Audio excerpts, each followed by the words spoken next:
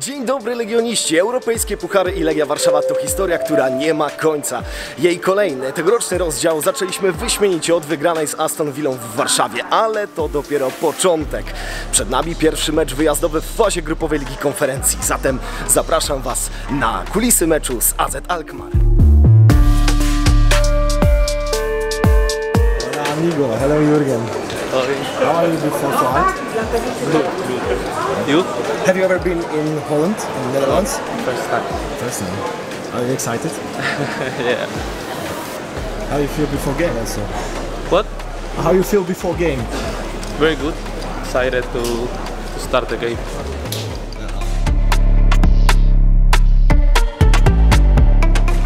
When you made it?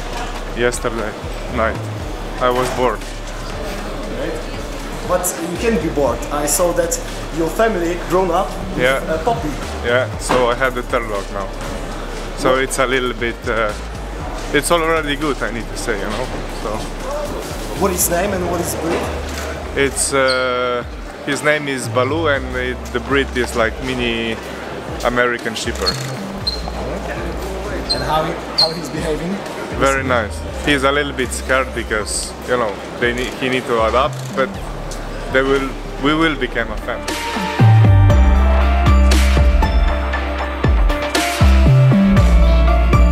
W trakcie europejskich delegacji Legia Warszawa razem z Polską Organizacją Turystyczną zachęcają turystów z zagranicy do odwiedzin naszego kraju, bo Polska jest piękna jak z obrazka. A czy znana naszym piłkarzom? Sprawdźmy to. No, strzelę trochę, chociaż troszeczkę też mi się kojarzy, kiedyś chyba tam grałem, jakiś tam mecz w rezerwach. Powiedziałbym, że jest to Zamość. Brawo ja. Druga lokalizacja, że tak powiem oczywista, powiedziałbym, że Wrocław. Brawo ja. Trzecia lokalizacja. No jest mi znajoma. Serdecznie wszystkim polecam wybranie się do tego pięknego miejsca, żeby właśnie zwiedzić, bo to nie jest jedyne miejsce, które jest warte zobaczenia w tym pięknym mieście, jakim są w sumie Siedlce, tak? Siedlce zawodnikami stoją, ja pochodzę z Siedlec, Artur Borys pochodzi z Siedlec, więc może spotkamy się na ulicach. To to jest? Bydgoszcz. Bytom. Brawo. A to jest Białystok. odpowiedź Wola. Wiesz, pokaż. Nie wiem. Wydamuście pana. To jest Wiedeń, czy nie? Wiedeń. Jeden. Dębica, To jest Ogólska Wola. Dębica, no zobacz! Czyż to było? W Dębicy nie ma rzeki. Nie, No to będzie... to jest Dębica, mówię wam. To za brzydkie na dębicę. To jest Dębica, nie? W życiu. No gdzie? To Zduńska Wola. Nie. Zduńska Wola, tam ciekawi. Nie. Zduńska Wola. O nie wiesz, to jest od niego. Albo to po remoncie jest. To wygląda jak przed remontem. Nie spodziewałem się. Oczywiście, no. Ty tu bryczka jedziesz. Przecież tam tylko 2 bloki są, to jak nie wiesz? Bryczka jedzie, zobacz. UFO zobacz. Katowicki spodek. Proszę Państwa. Oczywiście most czewski. Jaki cię? Gdzie czewski, gdzie rozpoczęła się II wojna światowa. Niemcy szli od Malborka i musieli wysadzić most, żeby nie było przejazdu na wybrzeże do Gdańska. Polacy musieli wysadzić. Ale nie. A to jest... To jest Sanktuarium. Las Vegas, tylko awary światowe. Tylko w Dubaju jest, widzisz, byliśmy tam. Jakieś muzeum, to jest napisane muzeum. Kazań. Lublin? No. Lubin. Lubin. Bartek wie. Moja kochana. Dębica! Marek Iryn, ale patrz jak pięknie wygląda. Chyba zdjęcie zrobiłeś. Wiesz, co to najlepiej wygląda? Drzewo.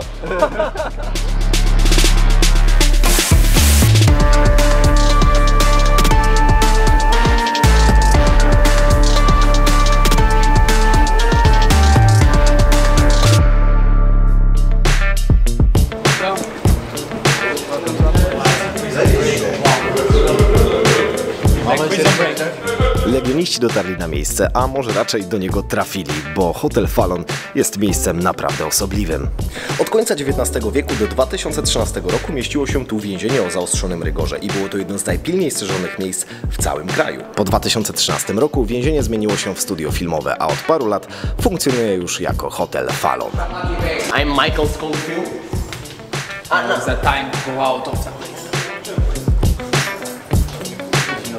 W tym momencie piłkarze Legii odbywają odprawę taktyczną przed jutrzejszym meczem. Za chwilę oficjalny trening, dlatego już teraz przenieśmy się na AFAS Stadion.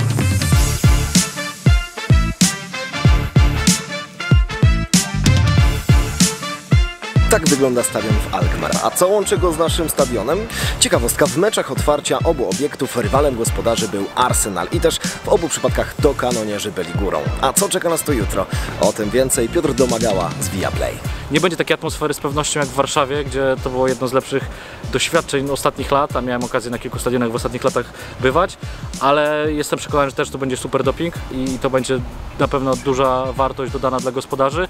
Natomiast nie spodziewałbym się, żeby Legia była zespołem dominującym. Przede wszystkim z tego względu, że wiemy jak gra Alkmaar, wiemy jak grają ofensywnie holenderskie zespoły, te, które grają w europejskich pucharach, może poza Ajaxem, który jest w kryzysie, ale patrząc na PSW, patrząc na Feyenoord i na to jak Alkmaar w zeszłym sezonie grało, no to spodziewałbym się posiadania piłki, dominacji w środkowej strefie boiska. Mamy zawodników skrzydłowych, którzy są bardzo ofensywnie nastawieni, boczni obrońcy, bo zazwyczaj Alkmaar gra w ustawieniu 1-4-3-3. Często grają w roli wahadłowych, ofensywnie pojawiają się w tej ostatniej tercji boiska i często mają kontakty z piłką praktycznie na wysokości pola karnego. Więc no cóż, no, trener Kostaroniewicz powiedział, że ma pomysł inny niż na ten z Aston Villą, natomiast no jestem ciekaw. Będzie potrzeba dużo jakości ze strony Legii, dużo koncentracji i na pewno sporo szczęścia.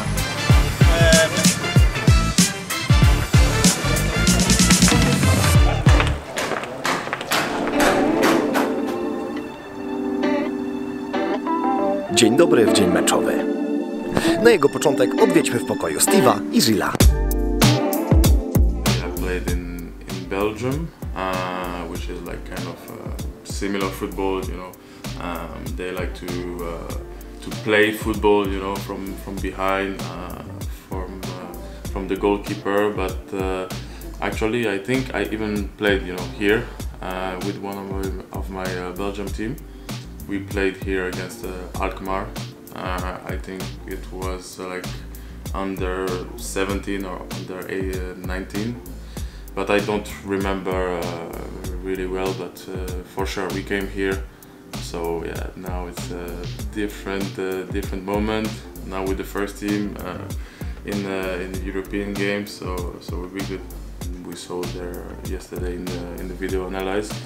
But you know, they are also like in a strange position because even if they are favorite, they're also with 0 points. So of course we have to be ready because they are playing at home and they want to take some point tonight. We want as well. So yeah, it will be for sure a good match.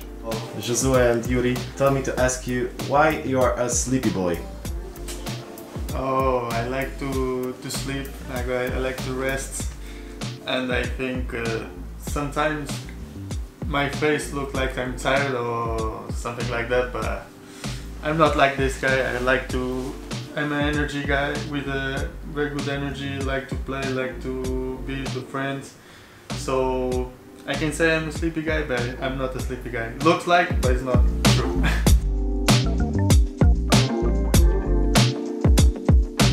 Opuszczamy pokój chłopaków, ponieważ już za chwilę przedmeczowa aktywacja. My również na niej będziemy, ale wcześniej wyjdźmy poza hotel i razem z Klaudią pozwiedzajmy Alkmaar.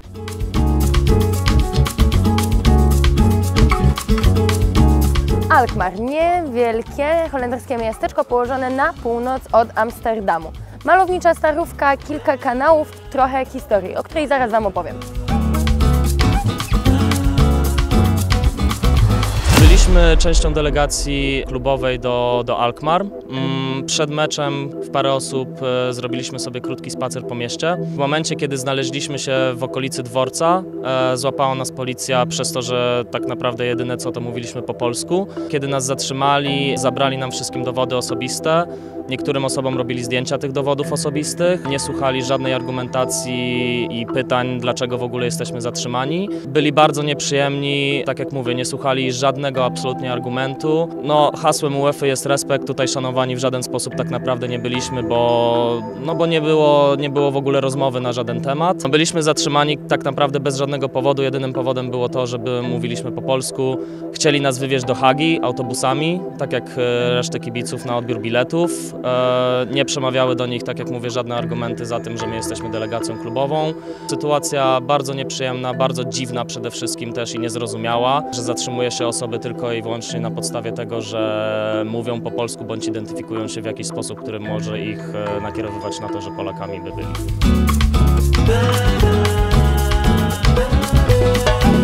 Jeżeli myślicie o Holandii, co pierwsze przychodzi Wam do głowy? Tulipany i oczywiście wiatraki. W czasach świetności Holandia miała ich aż 10 000, do obecnego momentu pozostało już około 1000. My ruszamy dalej na zwiedzanie miasta, a Was zapraszam do hotelu piłkarzy, zobaczyć jak przebiega aktywacja.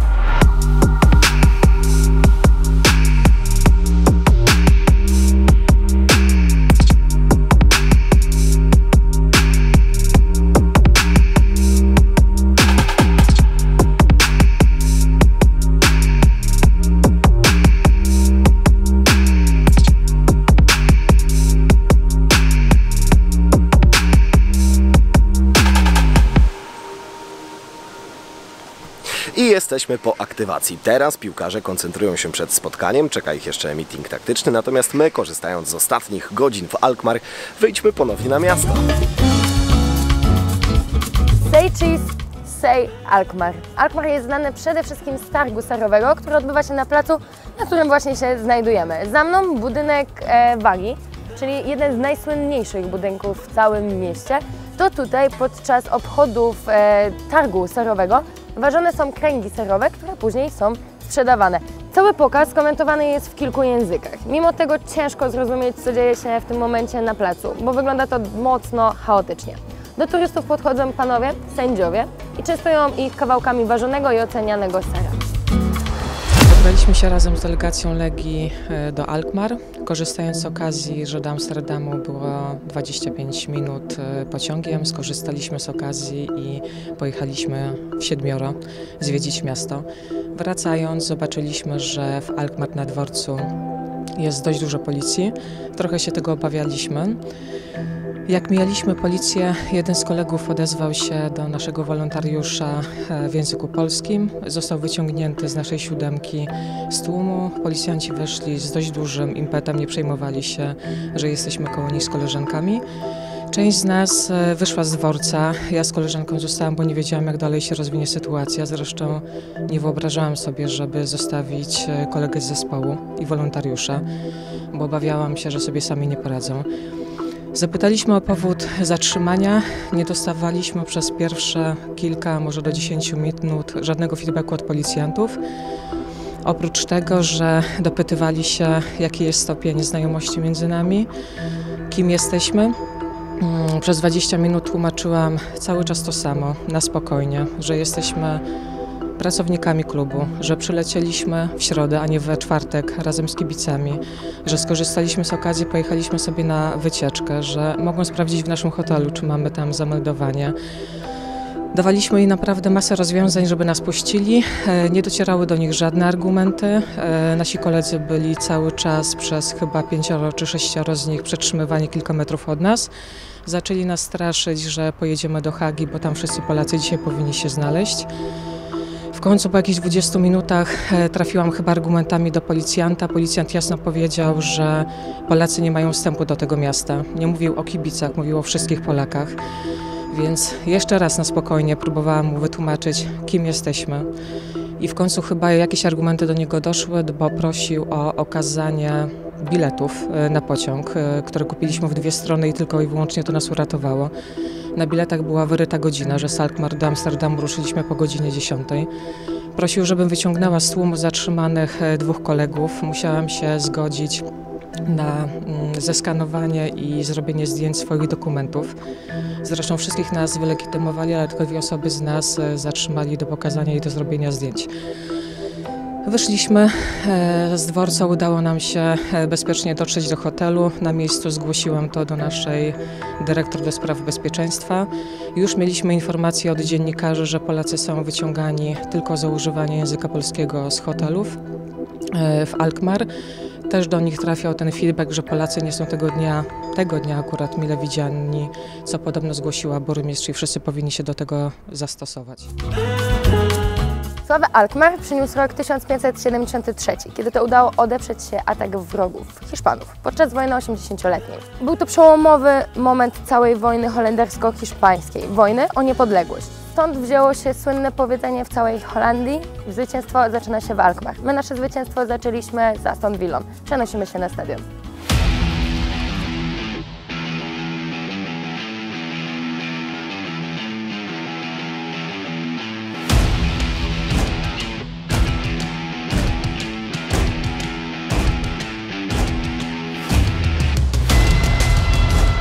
I saw that referees are from Serbia, right? Yeah, all of them, all teams from Serbia. I know each of them, so I hope we'll have some protection today. I hope I'm so joking. too. Yeah, I'm joking, but we will see. They are good guys. They know you? At least to don't get the red cards, because you know in the past we started to receive a lot of cards. Yeah, they know me, all of them. I play like for many years there. They are internationals, so they are good.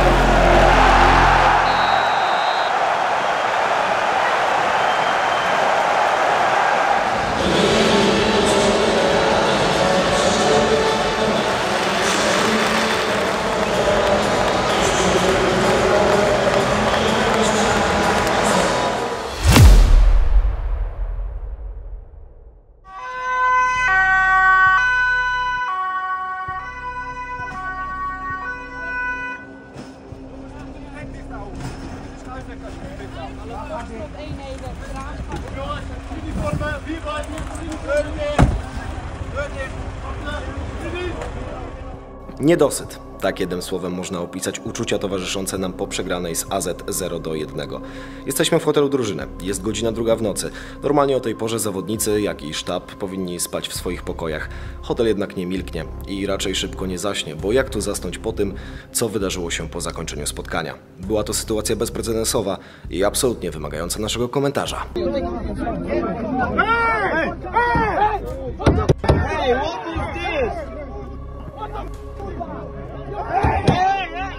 Po zakończeniu meczu doszło do absolutnie skandalicznych sytuacji, które nigdy nie powinny mieć miejsca na takim poziomie jak faza grupowa europejskich pucharów.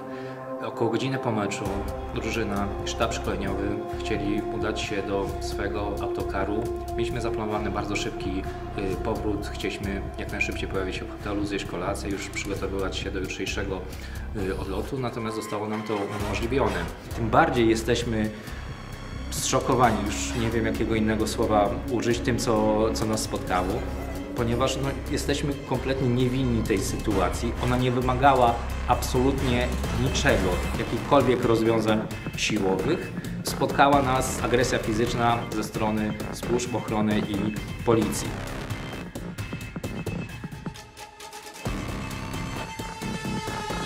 Doszło do ogromnej przepychanki. Po tym, jak już wszyscy znaleźliśmy się w autokarze, około 40 minut pozostaliśmy zamknięci, otoczeni przez służby policji. 2 naszych zawodników zostało wyprowadzonych z autokaru. Mowa tutaj o Rzezułę i Radowanie Pankowie. Jutro rano, około godziny 7:30 już opuszczamy hotel, opuszczamy Alkmaar i chcemy jak najszybciej wrócić do Warszawy. Podkreślam, że jesteśmy zszokowani, bardzo negatywnie zaskoczeni całą tą sytuacją, która absolutnie nie wymagała takich środków, nie wymagała takiego zaangażowania służb ochrony i policji.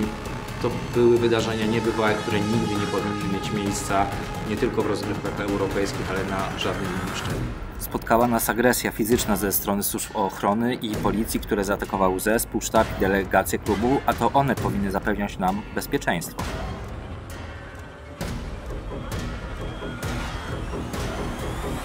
Ten mecz w Alkmaar przejdzie do historii i rzeczywiście zostanie w pamięci, bo mówiąc szczerze, nigdy nie spotkałem się z takim traktowaniem osób, które przecież nie zagrażały bezpieczeństwu, były w sektorze przeznaczonym dla VIP-ów. Ja jako europoseł również mam pewien mandat, a tutaj i nietykalność została naruszona i sposób potraktowania i agresja, której mówiąc szczerze nigdy nie spotkałem, a na kilkudziesięciu wyjazdach zagranicznych byłem, nie mówiąc też o meczach gdzie indziej. To była sytuacja zupełnie niespotykana i skandaliczna i również te publiczne wypowiedzi pani burmistrz na temat Polaków, szykanowanie Polaków tylko za to, że są z Polski właśnie. Myślę, że nie może pozostać bez odpowiedzi i prawnej, i także myślę, że musi mieć te konsekwencje sportowe, bo klub Alkmaar ewidentnie nie dopełnił tutaj starań, żeby było po prostu normalnie. Sytuacja, w której zamyka się stadion i z nieznanych powodów też pozbawia możliwości wyjścia, gdzie osoby na sektorze VIP-ów są brane za rękę i gdzieś przesuwane. Niezależnie od tego, że zwracałem uwagę, że jestem posłem, żeby nie dotykać mnie, bo to było dosyć agresywne.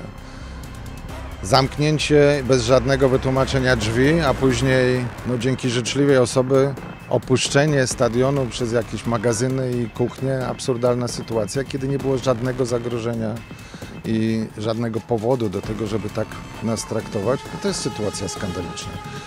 A tak na piłkarzy i na członków sztabu i prezesa to jest udowodnione, bo są nagrania i filmy, ale to spotkało także innych, te szykany spotkały także innych, zupełnie Bogu ducha winnych osób. Myślę, że ja nie spotkałem takiej agresywnej i ochrony i tego wszystkiego, co temu towarzyszyło, bo przecież policjanci byli wszędzie obok i mogło się to zakończyć dużym skandalem, gdyby puściły nam nerwy, gdyby ktoś się zachował nieodpowiedzialnie.